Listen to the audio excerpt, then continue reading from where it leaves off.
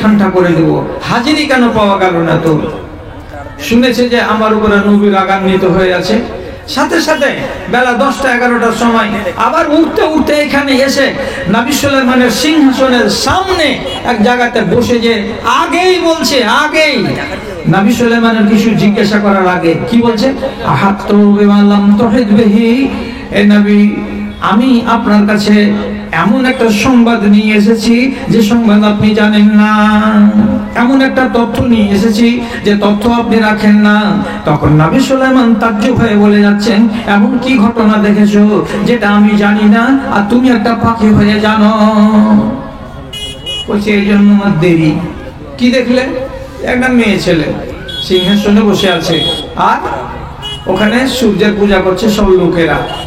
তাই নাকি? চিঠিখানটা নিয়ে যাও, চিঠিখানটা নিয়ে যাও। নবী সুলাইমান চিঠি দিলেন। চিঠির গোড়াতে লেখা আছে বিসমিল্লাহির রহমানির রহিম। ওখানে দিয়ে দাও গা মহিলাকে, মহিলা পড়বে। পড়ার পরে কি জবাব দেয় তুমি আমাকে জবাবটা এনে দাও। ঠিক চিঠি গিয়ে দিয়ে দিল হুদহুদ পাখি। চিঠি পড়লো এই মহিলা রানী বিলকিস। পড়ার পরে ওর সমস্ত দেশবাসীকে জিজ্ঞাসা করে বলল, কি করবা? এরকম একজন বিশাল বড় রাজা আমাকে চিঠি দিয়েছে এবং আমাকে তার দিন কবুল করার জন্য আহ্বান জানিয়েছে, কি করা যায়? লোকেরা বলছে আমরা কম শক্তিশালী নই, যে আসবে আসুক, সবকে ঘোড়া করে দেবো, আপনি চিন্তা করবেন না। নবী সুলাইমানের পাওয়ার চেক করার জন্য মহিলা এই রানী বিলকিস এক গাদা হাদিয়া দিয়ে পাঠালেন নবী সুলাইমানের কাছে। নবী সুলাইমান হাদিয়াগুলোকে তহবাকে ফেরত করে দিলেন। আর দেওয়ার পরে এইবার বলছেন তার দরবারের কোন লোককে, তোমরা কেউ আছো আমার এই সিংহাসনটাকে ওই সাবা নগরী পৌঁছে দিতে পারবে খুব তাড়াতাড়ি? একজন নেককার আল্লাহওয়ালা দিনদার ওখানে বসেছিল। সে বলছে, আপনাকে একবার বলবো চোখটা বন্ধ করুন, আর আরেকবার বলবো সাথে সাথে যে চোখটাকে আপনি খুলুন। আপনার চোখ বন্ধ করতে আর আপনার চোখটাকে আবার খুলতে যতটুকু টাইম লাগবে, এই টাইমের ভেতরে আপনার সিংহাসনকে আমি সাবা নগরীর রানী বিলকিসের সিংহাসনের সামনে এনে হাজির করে দেব। তাই হলো সামনাসামনি কথা। এইবার নবী সুলাইমান হুকুম করলেন, যত মিলিটারি ছিল জিন আর ইনসান, সেই দিন এদেরকে বললেন রানী বিলকিসের সিংহাসনকে ধরে আমার সিংহাসনের সাথে সাথে ওকে চলো নিয়ে একেবারে প্যালেস্টাইনের মাটিতে। কি আজকের দিনে হাওয়াই জাহাজ যারা আবিষ্কার করেছে তারা বলছে কত বড় কি করলাম। আর আমার নবীর জন্মের আগে 3,500 বছর আগে নবী সুলাইমান জিনকে দিয়ে, মিলিটারিদেরকে দিয়ে এই সিংহাসন ওখানে নিয়ে গেলেন, আর ওখান থেকে আবার 2টা সিংহাসনকে আবার প্যালেস্টাইনের মাটিতে নিয়ে চলে আসলেন। সেই দিন রানী বিলকিস নবী সুলাইমানের দরবারে শান্তিপূর্ণ মন নিয়ে ঢুকে স্থির যখন হলো, তখন বলছে, রব্বে ইন্নী যালামতু নাফসি। খেয়াল করেন কথার দিকে। মেয়েটা কি বলছে? এ আমার রব, আমি আমার নফসের উপরে জুলুম করেছি, আমি আমার নফসের উপরে অন্যায় করেছি, আমি একজন অন্যায়কারী। আমি এই অন্যায়টা যদি রেখে দিই করে আর তুমি আমাকে মাফ না করো, তাহলে আমি তো সাজা পাবো তোমার কাছ থেকে। এই জন্য আমি তোমার কাছে ফরিয়াদি হয়েছি, আল্লাহ তুমি আমাকে মাফ করে দাও, তুমি আমাকে ক্ষমা করো। তারপরে আবার বলছে, আসলামতু মা সুলাইমান লিল্লাহি রাব্বিল আলামিন, আমি নবী সুলাইমানের আল্লাহর উপরে ঈমান নিয়ে আসলাম। তারপরে সেদিন থেকে সে মুসলমান। এবার আপনি বলুন, মেয়েটা নিজেকে জালিম বলছে, অন্যায়কারী বলছে। কেন নিজেকে অন্যায়কারী বলছে? তার কারণ কটা? আঙুলের দিকে তাকান। 1 নম্বর কারণ, আমি মেয়ে ছেলে হয়ে সিংহাসনে কেন বসতে গেলাম? এটা তো অন্যায়, তাহলে আমি অন্যায়কারী। 2, আমি আল্লাহকে ছেড়ে দিয়ে সূর্যকে কেন মানতে গেলাম? এটা হলো 2 নম্বর অন্যায়। তার জন্য তিনি বলছেন আমি অন্যায়কারী, আমি অন্যায় করেছি। তো যারা ভুল করবে, আল্লাহর বিরুদ্ধাচরণ করবে, তারা নিজেদেরকে বলবে জালিম। আপনাকে উদাহরণে কটা দিলাম, নবী ইউনূসের কথা দিলাম, তিনি নিজেকে জালিম বলেছেন ভুল করেছেন বলে। তারপরে আমি কার কথা বললাম, তো আপনাদেরকে তো হযরত আদম আলাইহিস সালাতু ওয়াস সালামের কথা বললাম, তিনি ভুল করেছিলেন বলে নিজেকে বলছেন আমি জালিম। আর আমি শেষের বেলায় বললাম আপনাকে এই বিলকিস রানীর কথা, তিনি অন্যায় করেছিলেন বলে নিজেকে বলছেন আমি জালিম। তাহলে এবার আপনার পালা এলো, কি আপনার পালা এলো?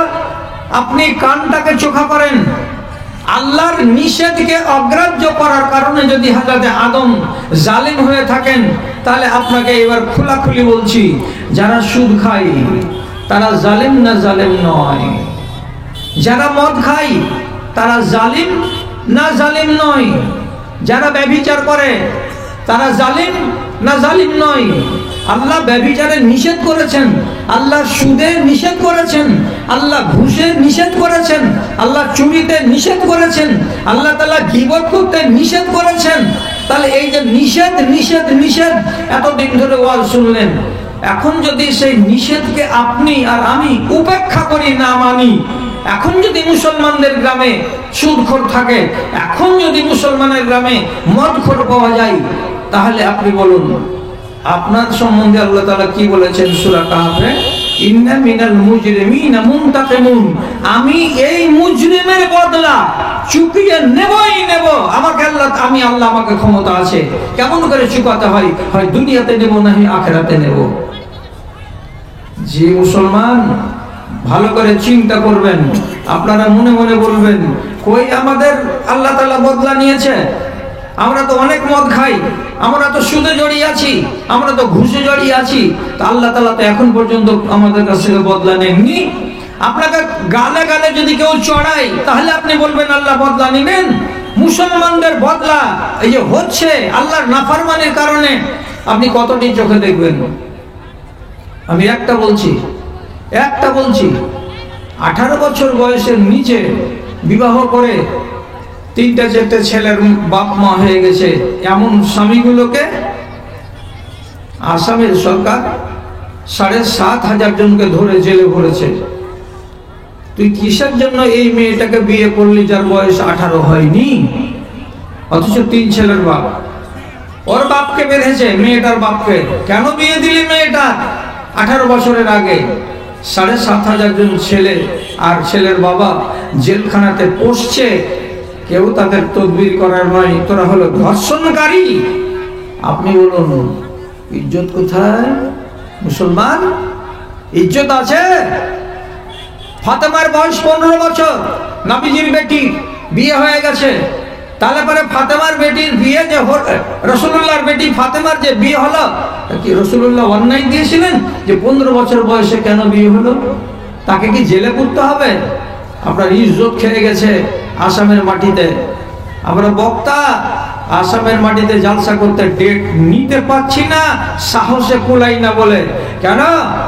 17 জায়গাতে চেক হচ্ছে, আর পুলিশ এসে বারে বারে এটা দাও সেটা দাও, হেন করো তেন করো, তোমার নামে কেস আছে, এই আছে সেই আছে করে হ্যাকেল করছে। কোনো বক্তা আসামের মাটিতে যেতে চাইছে না। কি হলো? ইজ্জত আছে? মাত্র 5 দিন আগে বেলডাঙ্গা মুর্শিদাবাদে মুসলমান মেজরিটি জায়গা, সেখানে পরিকল্পিতভাবে দাঙ্গা লাগিয়ে দেওয়ার চেষ্টা হচ্ছিল। আমাদের পশ্চিমবঙ্গের প্রশাসন, তাকে অবশ্যই ধন্যবাদ জানাতে হবে, কঠিন হাতে শক্ত হাতে মোকাবিলা করে আগুনটাকে অন্তত থামিয়ে দিতে পেরেছে, তার জন্য সাধুবাদ। কোথায় আছেন? ওরা তো এগুলো দেখে না। যেখানে মেজরিটি মুসলমান আর আমরা মাইনরিটি, তাহলে আমরা কেন এখানে আগুন লাগাবার মতো কাজ করতে যাচ্ছি? এগুলো কি? মুসলমানের উপরে আযাব। ভালো করে শুনেন কথা। এখন বর্তমানে মধ্যপ্রদেশের সরকার আইন করে দিয়েছে, জুমা মসজিদে যেগুলো খুতবা হবে, সেই খুতবাগুলোকে নিকটবর্তী প্রশাসনের কাছে নিয়ে গিয়ে 5 দিন আগে অ্যাপ্রুভ করিয়ে নিয়ে আসতে হবে। যদি সরকারের উল্টো কোনো কথা থাকে, তাহলে তাকে জুমার খুতবাতে বলা যাবে না, এবং যে কোনো মসজিদে খুতবা দেওয়া যাবে না। যেটাতে সরকার অনুমতি দেবে সেটাতে খুতবা হবে, তাছাড়া খুতবা হবে না। কোথায় মুসলমান? বাহাদুরি শেষ। আপনি বলছেন কই আল্লাহ বদলা নিচ্ছেন? ইজ্জত সব মাটি হয়ে গেল, ইজ্জত সব মাটি হয়ে গেল। নত হলো মমশির, যারা ছিল ছিল মোদের গোলাম, আজ তারাই হয়েছে মহান বীর। তোমায় ভুলেছি, কোরআন ছেড়েছি, তাই বুঝি অপমান। তোমার দুনিয়ায় দুশ্মনী লীলা, সে দেখো রহমান। কাফেরের হাতে নিধন হতেছে, কি করে মুসলমান গো, কি করে মুসলমান। বলির পাঠা হলো মুসলিম তোমার চোখের আগে, আসাম বোম্বাই মিরাট গুজরাট আর সে হাজারিবাগে, আর সে হাজারিবাগে। তবু কেন তুমি প্রতিশোধ নিতে হও না কো আগুয়ান। তোমার দুনিয়ায় দুশ্মনী লীলা, সে দেখো রহমান। কাফেরের হাতে নিধন হতেছে, কি করে মুসলমান গো, কি করে মুসলমান। ভারতবর্ষ একটা দেশ, গণতন্ত্র মতে চলে। উত্তরপ্রদেশে আপনার হিম্মত নেই, খবরদার এ কাজ করতে যাবেন না, আমি জোর গলাতে আপনাকে সাবধান করছি। টাইম হয়ে গেল, ভুট্টার জমিতে বীজ ছিটাচ্ছিলেন, টাইম হয়ে গেছে, দাঁড়িয়ে গিয়ে নামাজ পড়ে নিলেন আপনার নিজের জমিতে। চলছিলেন রাস্তায়, আসরের টাইম হয়ে গেল, রাস্তার কিনারাতে ফাঁকা জায়গাতে দাঁড়িয়ে নামাজ পড়ে নিলেন। কেউ বারণ করার লোক নেই পশ্চিম বাংলাতে, কিন্তু উত্তরপ্রদেশের মাটিতে কোন জায়গাতে মসজিদ বাদে একটা মানুষকে যদি দেখতে পাওয়া যায় যে দাঁড়িয়ে নামাজ পড়ছে, সাথে সাথে পুলিশ তাকে ধরে নিয়ে গিয়ে তার পাছাতে 4টা রুলের বাড়ি মেরে তার নামে একটা কেস দিয়ে তাকে ঠেলে দেবে জেলখানাতে। কি কথা, তোর কি বাপের জায়গা এটা যেখানে তুই নামাজ পড়ছিস? কাউরে বলার কিছু নেই। মুসলমান ভাবছে আল্লাহ নারাজ হয়নি, এই জন্য এই হালাত যে আমরা খুব ভালো আছি। কোনখানে ভালো আছেন আপনি? বাইরে বেরিয়ে যদি চোখ ছেড়ে আর বুক ছেড়ে যদি চলতে না পারেন, ভিজা বিড়ালের মতো যদি আপনাকে চলতে হয় ট্রেনে আর বাসে, তো তাহলে আপনার ইজ্জত আছে কোথায়? বেঁচে আছি ভিজা ছাগলের মতো হয়ে, আর মনে মনে ভাবছি যে আমরা খুব ভালো আছি। আল্লাহর নাফরমানি করতে গেলে সুখে থাকবেন না। কেন যে আমি আসামি।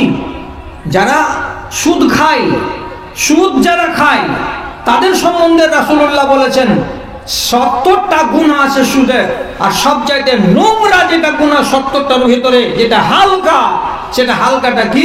আয়ানকাহা রাজুলু বিউম্মিহি, একটা মানুষ বাইরে বিবাহ না করে সে জুয়ান যদি কি করে, নিজের মাকে বিয়ে করে, আর মাকে বিবাহ করার পরে মাকে নিয়ে যদি সোহাগ রাত মানাতে যাই, তাহলে পৃথিবীতে ওই ছেলেটার মতো লাঞ্ছিত, লম্পট, গুন্ডা আর এর মতো ধিক্কৃত মানুষ আল্লাহ দুনিয়াতে কেউ নেই।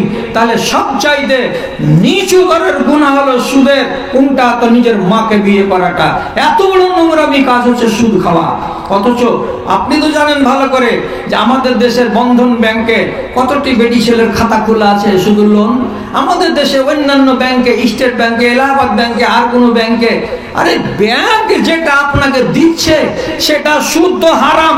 আপনি উঠিয়ে কোনো গরিব মিসকিন ফকির দুঃখীকে রাস্তাঘাটে লাগিয়ে দিবেন, ওটা আপনার আলাদা। কিন্তু আপনি হাউস করে যে লোন নিচ্ছেন আর নিয়ে যে ব্যাংকের প্যাকের ভেতরে রোজ রোজ মাসে মাসে মাসে মাসে সুদ হচ্ছেন, আপনার কি দুর্গতিটা হবে আপনি কি ভেবে দেখেছেন কোনোদিন? মায়ের সাথে বেটা যদি ব্যভিচার করে, এত নোংরা কাজ যদি হয়, তাহলে সুদ থেকে আমাকে কতটা দূরে থাকা দরকার লাগে, আপনি মানছেন কি? তাহলে এই মানুষগুলো সম্বন্ধে আল্লাহ কি বললেন? যারা ওয়াজ শোনার পরে কান পাট্টা দিয়ে উল্টো দিকে চলে যায়, তারা বড় অপরাধী, আর এদের আযাব দিতে আমাকে টাইম লাগে না। সুদখোর তো যা গেল গেল, যারা মদ খায়, যারা নেশাখোর, যারা বিভিন্ন রকমের নেশা করে, বোতল থেকে ঢেলে একগুলো নেশা, এগুলো হলো মদ। আর একগুলো হলো কি পুরিয়া খুলে দিয়ে আর এক পুরিয়াকে ভেতরে ঢুকে এমনি এমনি করে হিলিয়ে হিলিয়ে হলারে ভরা, এগুলো হলো আর এক রকমের নেশা। একগুলো হলো আগুন লাগিয়ে দিয়ে সিগারেটের মাথায়, বিড়ির মাথায় জ্বালিয়ে থাকে, আবার ফুকে ফুকে খাওয়া, এগুলো হলো এক ধরনের নেশা। আর একগুলো মাজনের মতো করে ডানে আর বামে এইরকম করে দাঁতে কষলাম দেওয়া, যাকে গুল বলা হয়, এগুলো হলো আর এক ধরনের নেশা। আর একগুলো নেশা আছে কেমনি করে বয়ম থেকে চিমটি কেটে বের করে পাউডার করে নাকে এইভাবে আর এইভাবে উপর দিকে টানা, এই একটা হলো নেশা। তাহলে কত রকমের নেশা মুসলমানের বাচ্চা করে। তার ভিতরে যেটা সব থেকে মানে আপনাদের ধারণা অনুযায়ী পাক, যেটা সব থেকে মিষ্টি নেশা, সেটা হলো কি নামাজি বাপজি, দাড়িওয়ালা বাপজি, টুপিওয়ালা বাপজি, 60 বছর বাপজির পকেটে দেখবেন পচা প্যাকেট খাইনি, খৈনিও খাচ্ছে আর নমাজে পড়ছে, খৈনিও খাচ্ছে আর অজুখানাতে গিয়ে মুখ থেকে বের করে অজুও বানাচ্ছে। কত রকমের নেশাতে আমার এই সমাজটা জড়িয়ে আছে। আল্লাহ তাআলা নেশাকে হারাম করেছেন, আপনি জানেন না? জানার পরে যদি খাবেন তাহলে কান পাট্টি দিয়ে চলে গেলেন না? আর কান পট্টি দিয়ে যারা চলে যাবে তারা আসামি, আর তাদেরকে আল্লাহ তাআলা আযাব দিতে চাইছেন, কথাটা বিশ্বাস লাগে না? নেশা খেলে কি হবে বলি সাহেব? আপনার সম্মান কিয়ামতের দিন করা হবে। কি সম্মান? এই দুনিয়াতে যেগুলো সব দোকানে পাওয়া যায়, কোনোটার নাম পেপসি, কোনোটার নাম 7 আপ, কোনোটার নাম কোকা কোলা, কোনোটার নাম থামস আপ, বিভিন্ন রকমের যে পানীয়গুলো পান করছেন, কিয়ামতের দিন আপনাকে একটা পানীয় দেওয়া হবে। আর এই পানীয়টা কিন্তু ফেরেশতারা হাতে করে ধরে নিয়ে যাবে না। কি করবে? লোহার লম্বা আকুড়ার মাথায় গ্লাস লাগানো থাকবে, ওই গ্লাসে করে উঠাবে নহর থেকে পানিটাকে, আর উঠিয়ে কাছে যাবে না, ওই রকম লজ্জার মাথা থেকে গ্লাসকে এমনি করে কাট করে আপনার মুখে ঢেলে দেওয়া হবে। দিয়ে বলবে, ও আল্লাহর মেহমান জাহান্নামী, জাহান্নামে জ্বলছো, পানি খাওয়া পানি খাওয়া করছিলে, তোমার মেহমানি করেছে, এই যে পানি নিয়ে আসলাম, দাও দাও দাও দাও দাও, পানি খাই পানি খাই। পানি খাওয়ার জন্য যখন পিপাসিত হয়ে যাবে, এইভাবে তাকে পানি দেওয়া হবে। পানিগুলো কোথা থেকে আসছে? হাদিসে লেখা আছে, ইউশরাবু মিন নাহারিল গুতাতে, সেদিন জাহান্নামে একটা নহর প্রবাহিত হবে। নহরটার নাম হলো গাউতা নহর। নহরটার নাম হলো আরবিতে গাউতা, গাউতা নহর। ওই নহরের পানি তাদেরকে পান করতে দেওয়া হবে। কেমন হবে পানিটা? তো কেমন হবে পানিটা, এটা জানার আগে এইটাকে জেনে নেন যে জাহান্নামে অন্যান্য লোকেরা যারা জ্বলবে পুড়বে, তারা মাঝে মাঝে আল্লাহর কাছে শিকায়েত করে বলবে, আল্লাহ, এই নদীটা দিয়ে যে পানিগুলো বহে বহে চলে যাচ্ছে, এর গন্ধ সহ্য করা যায় না মালিক। একে তো জাহান্নামের আগুনের সাজা, আর তারপরে এই গন্ধ নালীটার পানিগুলো থেকে যে গন্ধ ছুটে আসছে, সয় না প্রাণে সয় না, আল্লাহ রে, এই নালীটাকে এখান থেকে তুমি সরিয়ে দাও। কত নোংরা গন্ধ আসছে যে জাহান্নামীরা শিকায়ত করবে আল্লাহর কাছে যে এই নহরের পানির জ্বালায় থাকতে পারি না। নহরটার নাম কি বললাম? গাউতা। গাউতাটা আসছে কোনখান থেকে? হিমালয়ের চূড়া থেকে। কোনখান থেকে আসছে? রাসূলুল্লাহ বলছেন, ইয়াজরি ইমিন ফুরুজিল মুমিনাতে, দুনিয়াতে যত বেশ্যা নারী আছে, দুনিয়াতে যত রান্ডি নারী আছে, যারা বেশ্যাগিরি করে করে মরে গেছে, সে মুসলমান হোক কিংবা ইহুদি হোক কিংবা খ্রিস্টান হোক কিংবা আর কোন জাতি হোক না কেন, যারা বেশ্যাগিরি করে করে তারা মরে গেছে, ওই সমস্ত বেশ্যা রমণীদের জাহান্নামে দেওয়া হবে। আর তাদের শরম গা দিয়ে পানি চুয়ে চুয়ে বেরিয়ে বেরিয়ে আসবে সারা সারা দিন, সারা সারা রাত। আর সেই কোটি কোটি কোটি কোটি বেশ্যাদের শরম গা দিয়ে, জমিদার দিয়ে যে পানিগুলো এক জায়গায় জমা হবে, সেই নহরটার নাম হলো গাউতা নহর। ওই নহরের পানিগুলো অ্যাকচুয়ালি পানি নয়, এগুলো হলো বেশ্যা রমণীদের শরম গা থেকে বেরিয়ে আসে এগুলো রস। সেইগুলো কিয়ামতের দিন পান করতে দেওয়া হবে। কাকে? যারা দুনিয়াতে নেশা পান করতো তাদেরকে। কার শখ আছে? কার শখ আছে? বেটি ছেলের মলদার দিয়ে, বেটি ছেলের শরমগাহ দিয়ে যে পানি বেরিয়ে আসবে, সে পানিকে তোমার মুখে ঢুকিয়ে দেওয়া হবে যে পানি পান কর। কোন বেটি ছেলের মুখ খাওয়ার জন্য রাজি আছে আমার জাত ভাই? যে হ্যাঁ আমি রাজি আছি, অতএব যদি তুমি রাজি থাকো তাহলে ঠাঠিয়ে যাও, বোতলকে বোতল পাল্টিয়ে যাও আর উল্টিয়ে যাও, তোমাকে কেউ নিষেধ করতে পারবে না। আমি কোন কথা, আমার চাইতে 14 ফিট লম্বা আর উঁচা যদি মৌলবি আসে, আপনাকে কাবু করতে পারবে না। ওয়াজও শুনছেন, জুমার দিন নামাজও পড়ছেন, আর জুমার মসজিদ থেকে নতুন নতুন চাপ্পাল চুরি করছেন। ও ওয়াজের মজলিসে বসে মোবাইল হারিয়ে যাচ্ছে, তো পটান করে সুইচটাকে অফ করে দিচ্ছেন যাতে আর মোবাইলটাকে ঘুরিয়ে দিতে না হয়। তাহলে একসাথে সাথে দিন আর বদ্দিন দুটোই চলছে আপনার। আপনি একদিকে ইমানদার আর একদিকে একই সাথে আপনি বেঈমান। এইরকম করে যদি আপনি চলেন, এগুলো ইমান আপনাকে নাজাত দিতে পারবে? ফেরাউনেরও ইমান ছিল, হিসাব করেন 10 নয়া। কতটি? আন্দাজে বলছি, এই ইমানটা কতখানি? 10 নয়া। ওই ইমানে ফেরাউন নাজাত পায়নি, পাবে না। আবুল আহাবের ইমান ছিল। আপনি আজও কথা শুনছেন নাকি আমার মুখ থেকে যে তাব্বাত ইয়াদা আবিল আহাব, আবিল আহাবের হাত মাটিতে মিলে যাক, বদদুয়া করা আছে কোরআন মাজিদে। ওই আবুল আহাবের ইমান ছিল, এই দেখেন এতখানি 10 সময় ইমান ছিল, ওই ইমানে বাঁচবে না। আপনার যে ইমান এরকম হয়ে গেল, কেমন কথা, আমার ইমান ফেরাউনের মতো হলো আর আমার ইমান আবুল আহাবের মতো হলো। মানে হক কথা বলে বলে বলে বলে নবী মুসা ফেরাউনকে পারেননি বুঝাতে। আর ফেরাউনের মতো জল্লাদের সামনে এমন একটা দৃশ্য একদিন ফুটলো, যে দৃশ্যটা দেখার পরে ওর মগজের তালা খুলে যাওয়া উচিত ছিল। 40 জন জাদুঘর ডেকে আনলো মুসা নবীকে কাবু করবে বলে। কেন যে মুসা নবীকে আল্লাহ তাআলা যে লাঠিখানা দিয়েছিলেন, এই লাঠি যদি মুসা নবী কোনো জমিনে ফেলে দিতেন, এইরকম মোটা একটা আজদাহার সাপ হয়ে যেত, ওর কাছে কেউ যেতে পারতো না। আবার যখন খপ করে তিনি হাত দিয়ে ধরে নিতেন, লাঠি হয়ে যেত।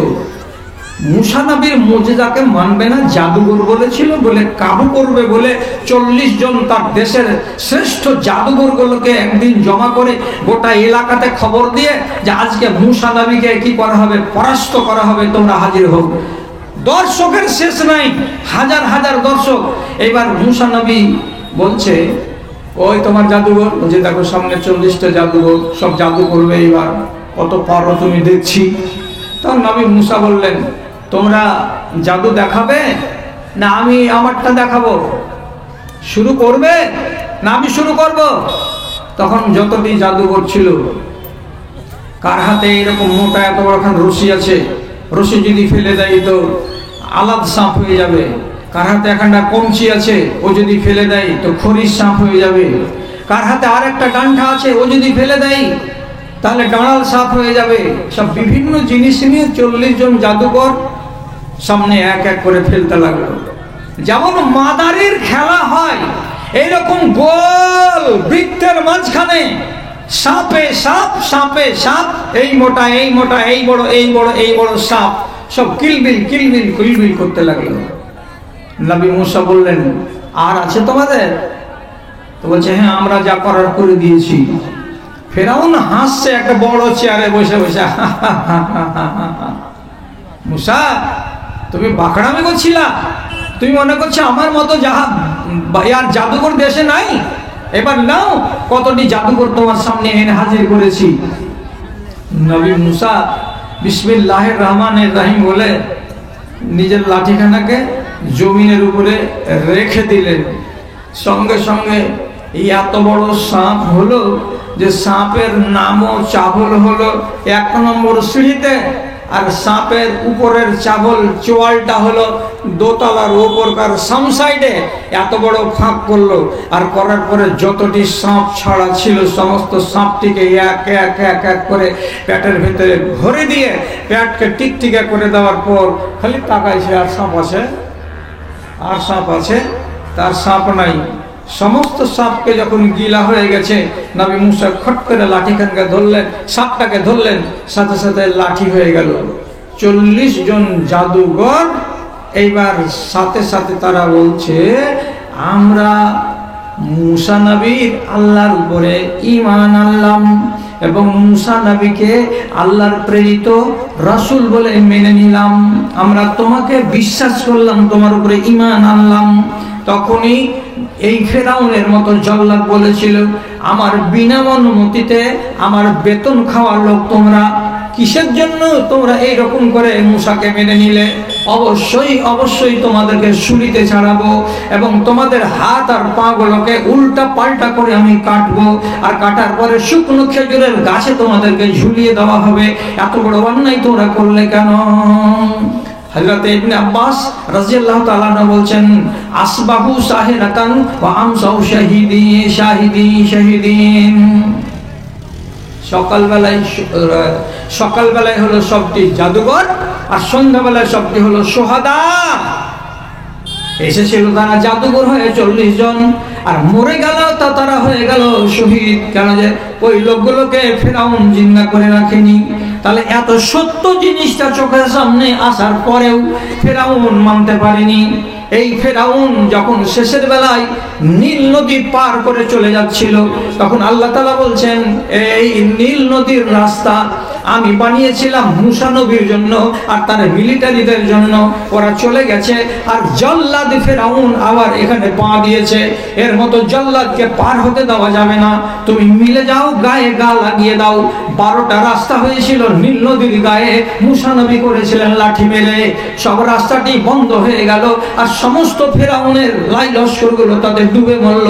যখন পানি চুপুর চুপুর করে খেতে লাগলো ফেরাউন, তখন ফেরাউন বলেছিল, আমানতু বিরব্বি মুসা আমানতু বিল্লাযী আমানাত বিহি বানু ইসরাঈল, আমি ওই আল্লাহর উপরে ঈমান আনছি যেই আল্লাহর উপরে বনি ইসরাঈলেরা সবাই ঈমান এনেছে। তাহলে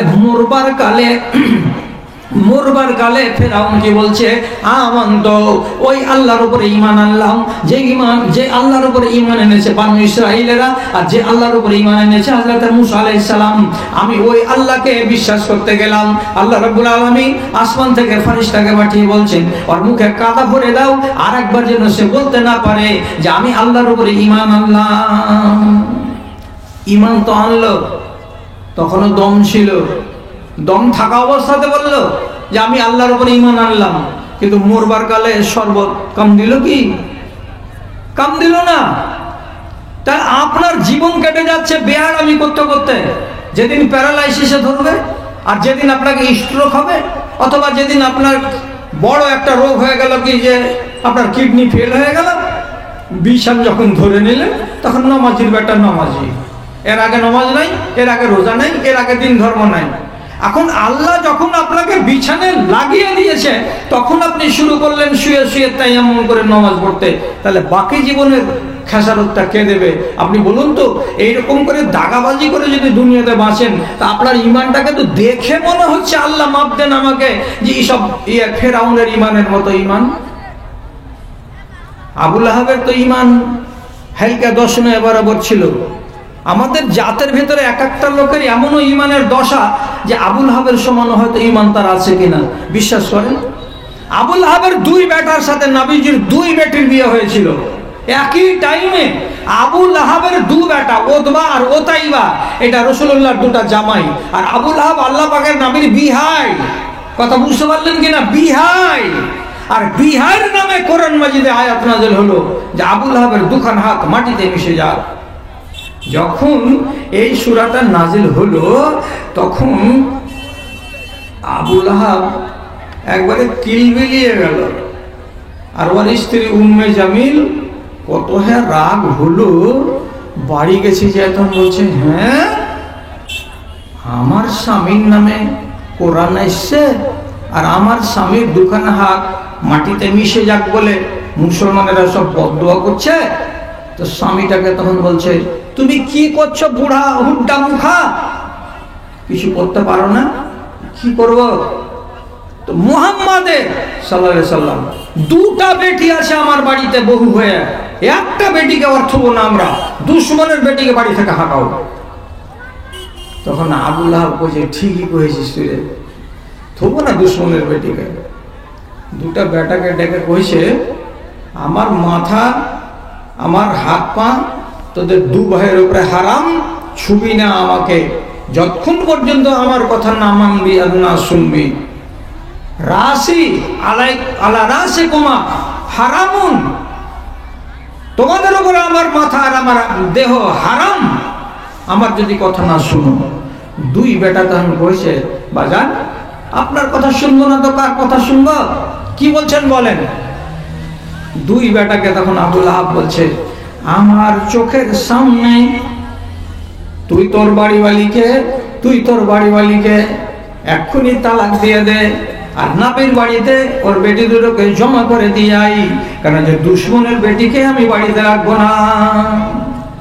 বলছি এইটা কথা, হ্যাঁ দিয়ে দিলাম তালাক। যে রাসূলুল্লাহর কাছে গেল ওতাইবা, আর ওতাইবা যাওয়ার পরে বলছে, তুমি আমার বাপকে বকেছিলা, তুমি আমার বাপের নামে বদদোয়া করেছিলা, যার কারণে তোমাদের কোরআন মাজিদে আমার বাপের নামে সূরা নাযিল হয়েছে। রাসূলুল্লাহ জামাইয়ের দিকে দেখছেন আর মুচকি মুচকি হাসছেন। যে তোর বাপ কহেছে শুনলি, শুনে আমার কাছে আসছিস শ্বশুরের কাছে? তো রাসূলুল্লাহ বলছেন, হ্যাঁ বাবা, তোমার বাবার নামে সূরা নাজিল হয়েছে, তোমার বাবা আমাকে গতকালকে গাল দিয়েছিল, তার জন্য আল্লাহ তাআলা এই সূরা নাজিল করেছেন। তখন জামাই শ্বশুরের মুখে দূরে থেকে থু থু করে থুতু চালিয়ে দিল। আর থুতু চালিয়ে দিয়ে সাথে সাথে বলছে, তোর বেটিকে তালাক দিয়ে দিয়েছি, বেটিকে বাড়িতে পুষ, আর তোর বেটিকে নিয়ে যাব না। রাসূলুল্লাহ বললেন, তালাক দিলি তো তোর পাওয়া, কিন্তু আমার মতো একটা মানুষ, আমি শ্বশুর, আমার মুখে তুই থুতু চালালি কেন? রাসূল মনে ব্যথা পেলেন। আর ব্যথা যখন মানুষের মনে আসে, তার মুখ দিয়ে অনেক কথা বেরিয়ে যায়। রাসূলুল্লাহ তখন নিজের কষ্টটাকে থামতে না পেরে আর দুটা বেটিকে তালাক দিয়ে দিয়েছে, দুটা জামাই একই দিনেই। আবু লাহাবের নির্যাতন আর তার স্ত্রী উম্মে জামিলের নির্যাতন, সব কথাগুলো যখন মনে পড়ে গেল, তখন রাসূলুল্লাহ জামাই বাবুকে থামতে না পেরে বদদুয়া করে দিলেন। কি বলে? আল্লাহুম্মা সাল্লিত আলাইহি কালবুন মিন কিলাবিকা। যে জামাই থুতু চালালো, সে জামাইকে রাসূলুল্লাহ বদদুয়া করে দিলেন। কি বলে? আল্লাহ, তোমার জগতে, তোমার দুনিয়াতে অনেক কুকুর আছে, কোনো একটা কুকুরকে আমার চোখের সামনে খাড়ো আছে, এটা হলো মুশরিকের বেটা মুশরিক, এটা হলো আমার জামাই, এর নাম হলো ওতাইবা, আবু লাহাবের বেটা, এই হলো একটা কুকুর। তুমি এই কুকুরটার উপরে তোমার দুনিয়ার 4 পায়ের একটা কুকুরগুলোকে নিযুক্ত করে দিও, যাতে এই কুত্তাটা কাবু হয়ে যায়। আল্লাহুম্মা সাল্লিত আলাইহি কালবান মিন কিলাবিকা। তোমার কোন একটা কুকুরকে এর পেছনে লাগিয়ে দিও মাবুদ। এই কথা বলে যেমনি দোয়া করা, বাড়ি এলো হাসতে হাসতে, আরে বেটা কি কহে আলি তোর শ্বশুরকে? ওই যে মুখে থুতু চালিয়ে দিয়েছি বাজান, আর দিয়ে যত কথা বলার ছিল গার বিষ মিটিয়ে বলে নিয়েছি, এবার চলে এলাম। তো শ্বশুর বসে বসে খালি শুনলে নাকি রে? বলছে না, একটা কথা বলেছে। তো কি বলেছে রে? বলছে আল্লাহুম্মা সাল্লিত আলাইহি কালবান মিন কিলাবিকা, এরকম একটা কথা বললো। আবু লাহাব কপালে হাত দিয়ে কইছে, মরে গেল বেটা, মরে গেল। কি হলো তোমার? একটু খেয়াল করিয়েন, এটা দুশ্মন, কোরআন মানে না, কিন্তু এটা হুজ্জতি। ও জানে যে কোরআন বরহক, ও জানে যে নবী বরহক, কিন্তু গায়ে বরদাস্ত হয় না বলে মানে না। তো আপনাকে এটা কেন বলতে যাচ্ছি যে ওর যে 10 ঈমান ছিল আবু লাহাবের, আপনি নিজেকে এই জামানায় 52টা জুমার খুতবা শোনার পরে যদি আপনার ঈমানে হালকা 10 হয়ে যায়, আপনি আবু লাহাব থেকে কোনখান ভালো হলেন, এটা দেখাবো বলে আপনাকে এত সুন্দর কথাটা সহি হাদিসে আপনাকে বলছি।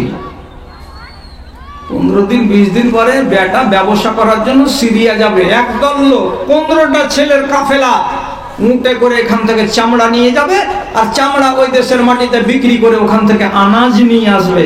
তো যখন কাফেলা রওনা হচ্ছে, সব ছেলের দিকে তখন আবু লাহাব ডেকে বলছে, ও বাজি ইকবাল হোসেন, ও বাজি রেজাউল্লাহ, ও বাজি সলিমউদ্দিন, ও আব্দুল খামির, তোমরা বাবা 14-15টা ছেলে যাইছো, তোমাদের সাথে তোমাদের দলে আমার বেটা উতাইবাবু যাচ্ছে।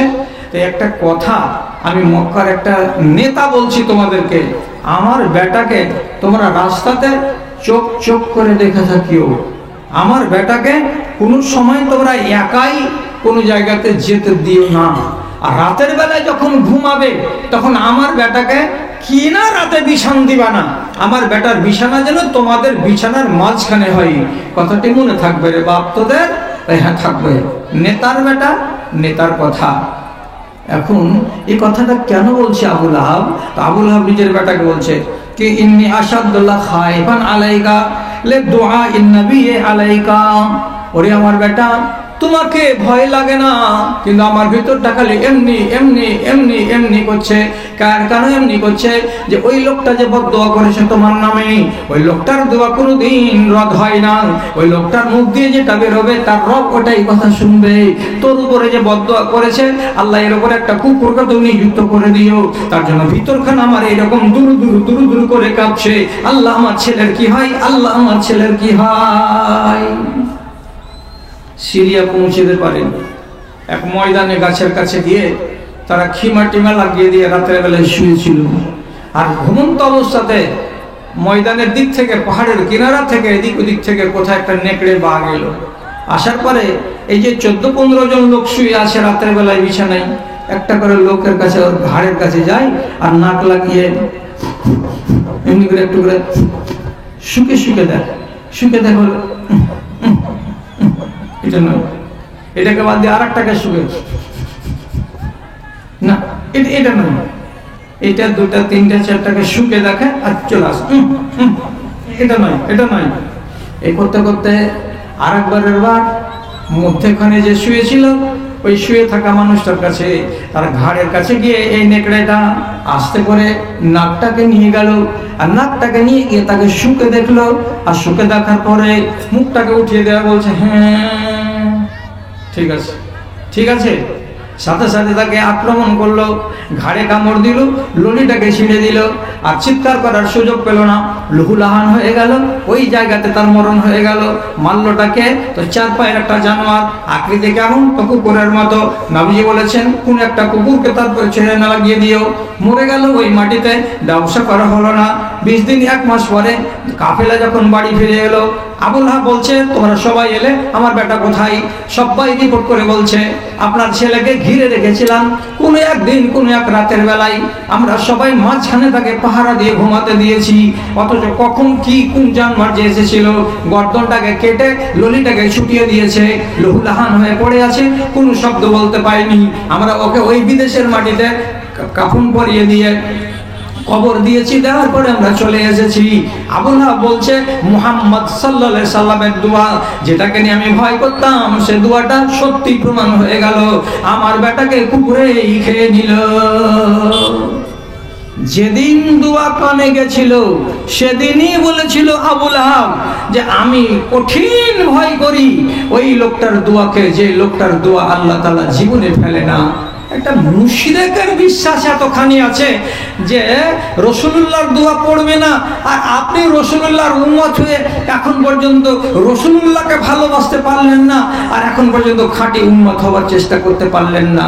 তাহলে ঈমানগুলো কেমন যেন ঝনঝনে ঈমান গো, হালকা ঈমান যেন বাজছে। আপনাদের ভুল করার পরে মনের ভেতরে ভয় কেন তৈরি হয় না? আর আপনি কেন এই কথাটা বললেন না যে যা হলো হলো, কালকে থেকে আর হবে না বা আর করবো না? আমি একটা সাহাবীর কথা বলি আপনাকে, আর লম্বা করবো না, উঠিয়েন না আপনারা। বুঝে লেছেন যে ঘড়িতে 12টা বেজে গেছে, তো আমি ঘড়ি দেখিনি আর আপনারা কখন তাড়াতাড়ি করে ঘড়ি দেখে নিয়েছেন গো। হ্যাঁ, তো ঠিক আছে 12টা বেজে যাক, আপনাকে একসাথে ছেড়ে দিচ্ছি, আপনাকে কথা দিচ্ছি, আমার বাপ, আমার খালু আর আমার ফুফা আর আমার ছোট ভাই আর আমার সেজো ভাই, আপনাকে যদি 5 মিনিটের মাথায় না ছাড়ি তাহলে আপনি আমাকে বলিয়েন। কি কথা বলছিলাম? শুধু একটা কথা বলছি। একটা সাহাবী বুঝলেন 5টা মিনিট তো চেয়েছে, আর কি চেয়েছে? 5টা মিনিট বুঝলেন। হ্যাঁ, তো একটা সাহাবী আর কাজের একটা মেয়ের গালে একটা চড় মেরেছে, তো টাউরি লাগিয়ে দিয়েছে, একটা চড় এত জোরে মেরেছে। ব্রিটিশ ছেলেটা কাঁদছে, তাড়াতাড়ি রাসূলুল্লাহর কাছে এসে বলছে রাসূল, সকালবেলায় রাগে জ্বালাতে চড় মেরে দিয়েছি, এখন ভাবছি যে বাচ্চাটাকে, মেয়েটাকে চড় কেন মারলাম, তো আমার কিছু করার আছে কি? দেখেন, খেয়াল করেন কথাটার দিকে, এটা কেমন মুমিন, একটা ভুল হয়েছে তো আর ভিতর স্থির নাই, খালি কামড়াচ্ছে ওকে। দৌড়ে এলেন নবীজির কাছে। নবীজি বলছেন মেয়েটাকে সাথে করে এনেছো? বলছেন না আনিনি। মেয়েটাকে নিয়ে এসো। বাড়ি গেল, আর বাড়ি যাওয়ার পরে মেয়েটাকে নিয়ে এসলো নবীজির সামনে। তখন নবীজিকে বলছেন এ বাবা, আমার দিকে তাকাও তো একটু, কম বয়সী বেটি ছেলে, সাবালিকা হয়নি, ওকে মেরেছে চড়। ঈমান টেনে এনেছে লোকটাকে যে আমি এটা ভুল করেছি, তার খেসারত আমাকে কি দিতে হবে, আমার ভিতর কাঁপছে আল্লাহ আমাকে না ধরে। রাসূলুল্লাহ বলছেন আমার দিকে তাকাও। হ্যাঁ, তাকাইলো, মনটা বেজার। তখন রাসূলকে জিজ্ঞেস করে বলছেন আমি তোমাকে 2টা কথা বলবো, একটু জবাব দিস তো মা, কি বলছিস তুই? তখন রাসূল বলছেন প্রথমে আইন আল্লাহ, এ বেটি বলতো আল্লাহ কোথায়? তখন মেয়ে ছেলেটি মুখ দিয়ে জবাব না করে হাতটাকে খাড়া করে দিয়ে বলছে এদিকে। তার মানে কোথায় আছে আল্লাহ? আকাশে, আরশে। হয়ে গেল। রাসূলুল্লাহ মাথা ঝুঁকাইলেন, তারপরে আবার মেয়েটিকে বলছে মান আনা, বলো তো বাবা আমি কে। তখন মেয়েটি মুখ খুলে বলছে আন্তা রাসূলুল্লাহ। এই মা ঘাটিস না তো, হ্যাঁ তুমি খাসলত খারাপ আছে খালি লোহা ঘাটা। আমি কে? তো বলছে আপনি আল্লাহ রসুল। যেমনি আল্লাহ রসুল বলে দেওয়া। রাসূলুল্লাহ বলছেন একটা মুমিনা বেটি ছেলে, একটা কম বয়সী বাচ্চা আল্লাহকে বিশ্বাস করে এবং আল্লাহর রাসূলকে বিশ্বাস করে, এমন একটা বাচ্চাকে তুমি চড় মেরেছ, এটা তোমার উচিত হয়নি। তখন বলছে রাসূলুল্লাহ আমি কি করতে গেলে আমার পাপ থেকে আমি মুক্ত হতে পারবো, আমার ভেতরটা আমাকে কামড়াচ্ছে। তখন রাসূলুল্লাহ বলছেন তুমি যদি মুক্তি পেতে চাও আর তোমার গুনাহগায়ে থাকবে না, এটা যদি তুমি মনে মনে চাও, তাহলে তুমি মেয়েটিকে স্বাধীন করে দাও। এটা হলো লন্ডি, এটা হলো কৃতদাসী, দাসী হয়ে থাকবে না, এবার স্বাধীন মেয়ে হয়ে যাবে, বিনা টাকাতে বিনা পয়সাতে মেয়েটিকে স্বাধীন করে দাও। রাসূলুল্লাহর সামনে লোকটা মেয়েটিকে দেখে বলছে ও বেটি রে, আমি তোমাকে আজ থেকে স্বাধীন করে দিলাম, তোমার মন হয় আমার বাড়িতে থাকো, তোমার মন না হয় তোমার বাড়িতে থাকিও না, আমি তোমাকে জীবনে কোনোদিন আর আমার বলে দাবি করব না। স্বাধীন করতে কমসে কম 2000-2500 দিরহাম আরবের টাকা লাগে, এমনি স্বাধীন হয় না। এতটি টাকাকে বিনা পয়সায় রেখে দিয়ে আজাদ করে দিলেন। কিসের জন্য? তার ঈমান তাকে কামড়াচ্ছিল, আমি একটা অন্যায় করেছি। তাহলে সাহাবায়ে কেরামদের অন্যায় হয়ে গেলে দৌড়ে আসতেন যে আমাদের ঈমানটাকে সোজা করার জন্য কি পথ আছে। বাপ জানেরা, ভাই জানেরা, ওয়াজ শুনে নিলেন, ওয়াজ শুনে আপনাদের হয়ে গেল, নিজেকে বদলাবার চেষ্টা করবেন। আপনাদেরকে একবার মুখ দিয়ে উচ্চারণ করতে বলছি, একটা মুহাব্বতের ভাষা বলুন, কোরআনের ভাষা, ইনশাআল্লাহ, ইনশাআল্লাহ, ইনশাআল্লাহ। আল্লাহ আপনাদের মঙ্গল করুন। আমি 11:15টাতে কথা বলতে আরম্ভ করেছিলাম, তো কথাটা কেন যে বললাম যে 1 ঘন্টা আমাকে দিয়েন, এটা বড় ভুল হয়ে গেছিল। তো যাই হোক, যা হয়েছে হয়েছে। এখন 1 ঘন্টা 20 মিনিট কথা বলা হলো। এবার আপনাদের সামনে আমার 2টা কথা। কি? আমি ছোটখাটো ফকির, আমি বড় বড় টাকা চাই না, আপনার হাতখান খালি আমার হাত একটু ঠেকাতে চাই। তা আপনি 20টা